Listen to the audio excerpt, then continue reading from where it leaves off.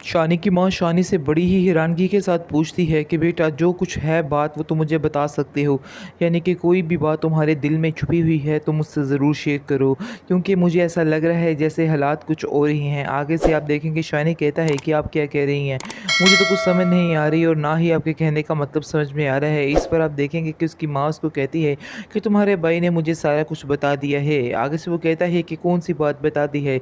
इस पर आप देखेंगे कि उसकी माँ कहती है कि शानज़े के बारे में मुझे सारी बातों का इल्म हो चुका है। अगर कोई लड़की इतनी दूर हमारे घर तक आ सकती है, इसका मतलब है कि दाल में कुछ ना कुछ काला ज़रूर है। इसलिए बेहतर यही है कि तुम सारा मामला जो है मुझे खुलकर बता दो, ताकि कल को कोई परेशानी का सामना ना करना पड़े, क्योंकि मुझे सजीला की माँ को भी जवाब देना है। ये बहुत ही उसके साथ ज़्यादती होगी, उसे पहले ही पता चल जाए तो फिर ही बेहतर है।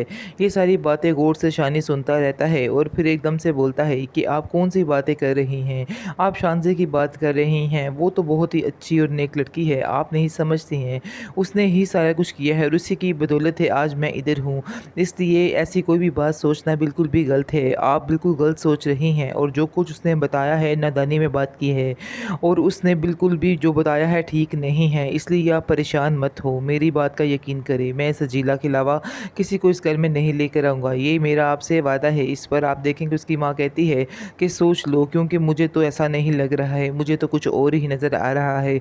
बेहतर यही है जो फ़ैसला करना सोच समझ के करना, वरना कल को तुम्हें भी नुकसान उठाना पड़ेगा और ये चीज़ मैं कभी भी बर्दाश्त नहीं कर सकती हूँ।